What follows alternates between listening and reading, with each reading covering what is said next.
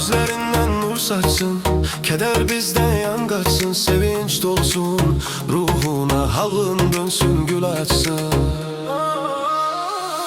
Derdi koyak bir kenara, gedek parlak sabahlara. Hayat sana bir hediye, yaşa her anı sevinçle. Derdi koyak bir kenara, gedek parlak sabahlara. Hayat sana bir hediye, yaşa her anı sevinçle.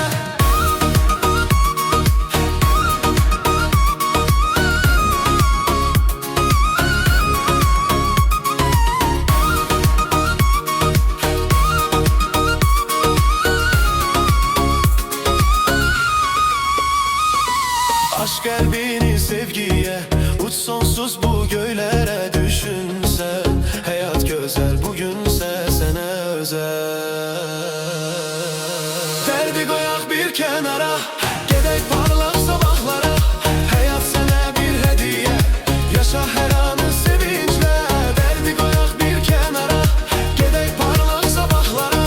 Hayat sana bir hediye, yaşa her anı sevinçle.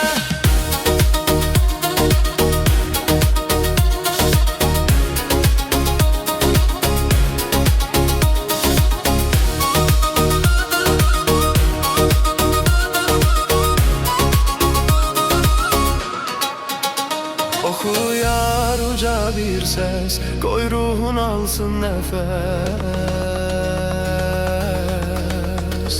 Unut derdi bugün sen, kırılsın her bir kafes.